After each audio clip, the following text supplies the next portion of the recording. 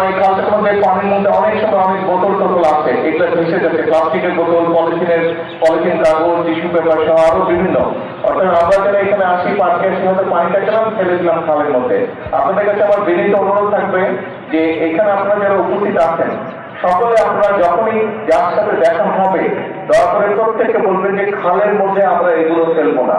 এবং সিটি কর্পোরেশনকে আমি অনুরোধ করবো, এখানে মনে হয় একটা ওই তো বিল লাগানো আছে, হ্যাঁ বিল লাগানো আছে, সকলকে আপনারা দয়া করে সিটি কর্পোরেশন দয়া করে মাইক্রো প্রচার করবেন যে যারা এই খালে বসবে, খালের ধারে বসবে বা যে সকল জায়গায় মানুষ বিকেলবেলা আসে, বেড়াতে এসে বসে, সবগুলো জায়গায় যাতে বিল লাগানো হয় এবং ময়লা যাতে মানুষ বিলের মধ্যে ফেলে, তার ব্যবহার যে টিস্যু, পানির বোতল বা যেটাই থাকুক সেগুলো যাতে বিনগুলোর মধ্যে ফেলে।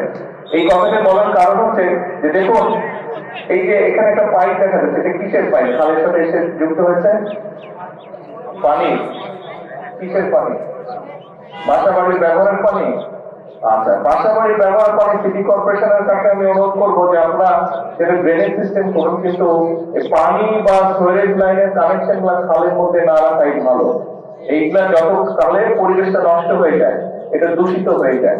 কাজে আমাদের নিজেদের পরিবেশ আমাদের নিজেদেরকে রক্ষা করতে হবে। আমরা যদি আমাদের নিজের ঘর গুছিয়ে না রাখি তাহলে ঘরটা যেমন ময়লা হয়ে যায়, ঠিক একইভাবে আমরা যদি আমাদের এলাকা, আমাদের এরিয়া, আমাদের দেশ যদি আমরা নিজেরা পরিষ্কার না রাখি, নিজেরা যদি পরিবেশের খেয়াল না রাখি, তাহলে ভুক্তভোগী কে হবে? ভুক্তভোগী কে হবে? ভুক্তভোগী তো আমরাই হবো, তাই না? অন্য দেশের সুন্দর সুন্দর জায়গা নিয়ে আমরা আফসোস করবো, কিন্তু নিজের দেশের জায়গাগুলো সব আমরা নষ্ট করে দিব। তাহলে আসেন আমরা সকলে মিলে, মুক্তিযুদ্ধ যখন হয়েছিল দল পথ নির্বিশেষে সকল মানুষ মিলে, ধর্ম বর্ণ নির্বিশেষে সকল মানুষ মিলে আমরা যুদ্ধ করে দেশ স্বাধীন করেছিলাম। এই মাত্র কয়েকদিন আগের কথা, আমরা এই দেশ থেকে স্বৈরাচারকে বিদায় করেছি। সকল শ্রেণী পেশার, সকল ধর্ম মত নির্বিশেষে সকল শ্রেণী পেশার মানুষ রাজপথে নেমে এসে স্বৈরাচারকে এই দেশ থেকে হটিয়েছে। তার মানে আমরা সকলে মিলে যদি কাঁধে কাঁধ রেখে দেশের জন্য, মানুষের জন্য যে কাজগুলো ভালো সেই কাজগুলো যদি আমরা করি তাহলে সকলে মিলে উপকৃত হয়।